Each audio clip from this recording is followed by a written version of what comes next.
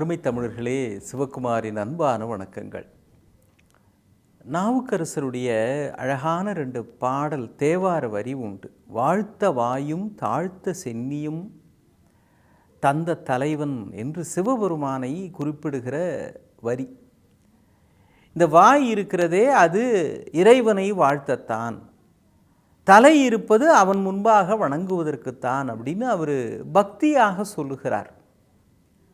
ஆனால் கூட இந்த வாயாக இருந்தாலும் கண்ணு, காது, மூக்கு இது எல்லாமே நேர்மறையாக பயன்படுத்தப்பட வேண்டும் அப்படின்ற கோணம் ஒரு அழகான கோணம்.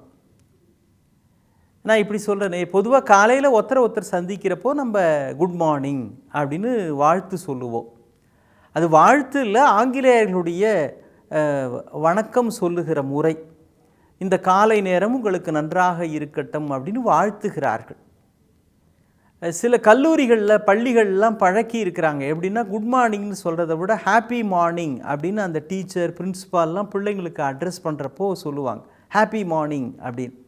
அது மகிழ்ச்சிகரமாக இருக்கட்டும் அப்படின்னு. ஆனால் உங்களுக்கு தெரிஞ்சிருக்கலாம், தமிழ்நாட்டில் ஒரு அமைப்பு அவங்க ஒருத்தர் பார்த்துக்கிறப்போ இந்த குட் மார்னிங், குட் ஈவினிங் அதெல்லாம் கிடையாது, வாழ்க வளமுடன் அப்படின்னு வாழ்த்துவாங்க. பொதுவாகவே ஒருத்தர் அப்படி வாழ்த்துறதுன்றது அதை அவர்கள் தங்களுடைய தொடக்க சொல்லாகவே பயன்படுத்துகிறார்கள், வாழ்க வளமுடன் அப்படின்னு. அது கேட்குறதுக்கே ரொம்ப நிறைவாகவும் இனிமையாகவும் இருக்கிறது. என்ன காரணம்? இந்த காலை நேரம் உங்களுக்கு நல்லா இருக்கட்டும் அப்படின்னு சொல்கிறத விட உங்கள் வாழ்க்கையே வளமாக இருக்கட்டும் அப்படின்னு ஒட்டுமொத்தமாக வாழ்க்கைக்கே சேர்ந்து வாழ்த்துகிற அந்த அணுகுமுறை இருக்கிறதே இன்னும் சிறப்பான ஒன்று தானே. அப்போ இந்த வாய் என்பதும் கண் என்பதும் நல்லவற்றை பேசுவதற்கும் பார்ப்பதற்கும், அல்லது கை என்பது நல்லவற்றை எழுதுவதற்கும் பயன்பட வேண்டும் அப்படிங்கிறதுல இன்றைக்கி சமூக ஊடகங்களில் புழங்குகிற நாம் கொஞ்சம் தெளிவாக இருக்கணும்.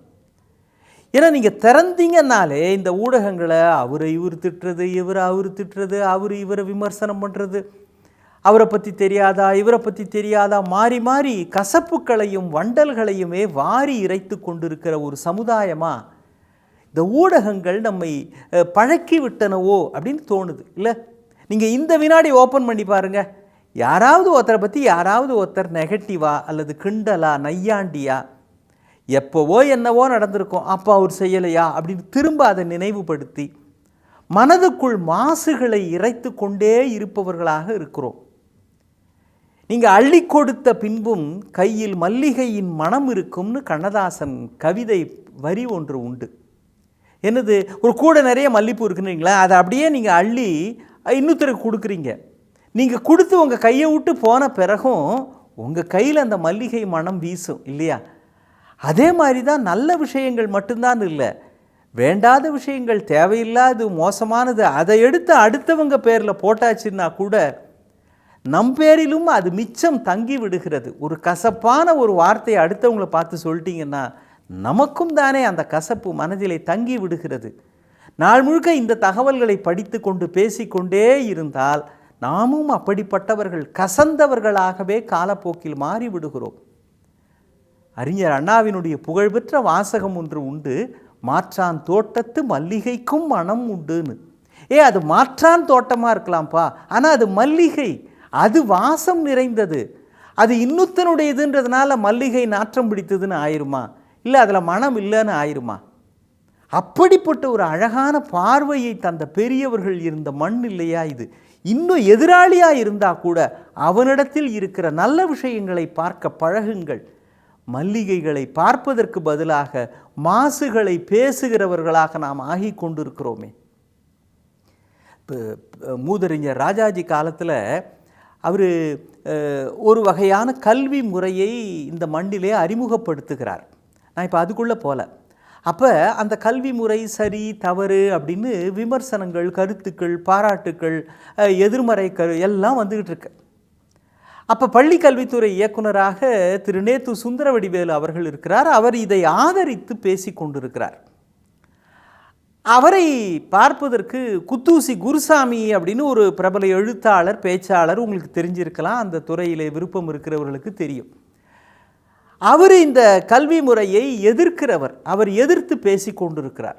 இது சரியில்லை, இது தவறு, பிள்ளைகளுக்கு கெடுதல் அப்படின்னு அவர் அந்த மாதிரி கருத்துக்களை பதிவு செய்கிறார். அவருடைய திருவள்ளுவன்னு ஒரு குட்டி பையன் ஒருத்தன், அவனுக்கு இவர் குத்தூசி குருசாமி வந்து பெரியப்பா முறை. இவர் நேத்து சுந்தரவடிவேலுக்கிட்டக்க இதை பற்றி விமர்சனங்களை கடுமையாக சொல்லுகிற பொழுது அந்த குட்டி பையனும் பக்கத்தில் இருக்கிறான். அவன் சொன்னான், இல்லை இல்லை, அவர் மூதறிஞர், ரொம்ப நல்லவர், குழந்தைங்களுக்கு இப்படிலாம் கெடுதல் பண்ண மாட்டார், அவர் என்கிட்ட ரொம்ப பிரியமாக தான் நடந்துக்கிறாரு, ரொம்ப அன்பாக தான் நடந்துக்கிறாரு, பிள்ளைங்கக்கிட்ட அன்பாக நடந்துக்கிறவர் எப்படி பிள்ளைங்களுக்கு கெடுதல் பண்ணுவார் அப்படின்னு அந்த பையன் கேட்குறான். இவர் அப்படியே அசந்து போயிட்டார். அந்த குட்டி பையன்ட்ட அந்த பேர் ராசியோ என்னவோ தெரில, திருவள்ளுவன்னு வச்சதுனால ஒரு தீர்க்கமான கருத்தை, ஒரு பார்வையே அவன் முன்வைக்கிறான். குழந்தைங்கக்கிட்ட அன்பாக நடந்துக்கிற ஒருத்தர் எப்படி குழந்தைங்களுக்கு கெடுதல் பண்ணுவார், அதனால் இந்த கல்வி முறை சரிதான் அப்படின்னு அவன் ஏதோ ஒரு கருத்து சொல்கிறான்.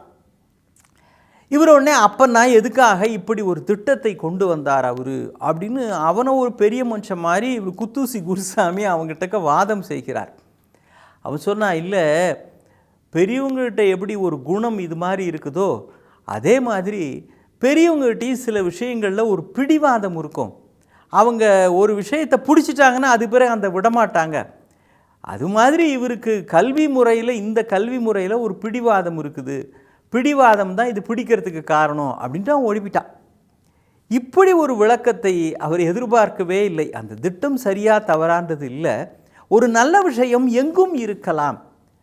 உங்களுக்கு வேண்டாத அல்லது உங்களுக்கு பிடிக்காத அல்லது உங்கள் விமர்சனத்துக்கு உரிய ஒருவராகவே இருந்தாலும் கூட அதில் ஏதோ ஒன்று நல்லது இருக்கிறது என்று பார்க்கிற பார்வையை ஒரு குட்டி பையன் சொல்லி தந்து அது ஒரு குத்தூசிக்கு குத்தி காட்டப்படுகிறது என்கிற செய்தி நமக்கு மிகவும் ஆச்சரியமாக இருக்கிறது.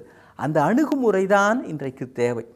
அப்பா வந்து எறும்பு மருந்து வாங்கிறதுக்காக கடைக்கு போகிறாரு. எறும்பு மருந்து எதுக்குன்னு உங்களுக்கு தெரியும். இப்போ இருமல் மருந்துன்னா இருமலை நிறுத்துறதுக்கு, சத்து மருந்து அப்படின்னா சத்து ஏற்றுறதுக்கு, ரெண்டுக்கும் வித்தியாசம் இருக்குது இல்லைங்களா. சத்து டானிக் அப்படின்னா விட்டமின் கூட்டுறதுக்கு. இப்போ எறும்பு மருந்துன்றது எதுக்கு? அப்பா எங்கேப்பா போகிறான்னு குட்டி பையன் கேட்டிருக்கிறான். டேய் மாதிரி கடைக்கு எறும்பு மருந்து வாங்க போகிறேன்டான்னு அந்த பையன் கேட்குறான். ஏன்ப்பா எறும்புக்கெலாம் உடம்பு சரியில்லையாப்பா அப்படின்னு நானா. இந்த உலகம் குழந்தைகளுக்கு உரியதாகவே இருந்திருக்கலாம் இல்லையா? ஏன்னா குழந்தைகள் உலகத்தில் வன்மம் கிடையாது, கோபம் கிடையாது, ஜாதி வெறி கிடையாது. முக்கியமாக அங்கே நம்மை போல எக்குத்தப்பாக வளர்ந்தவர்கள் கிடையாது.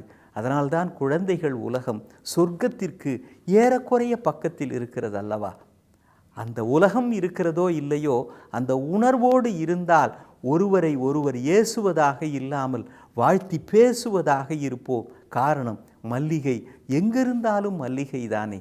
மீண்டும் சந்திப்போம். வணக்கம்.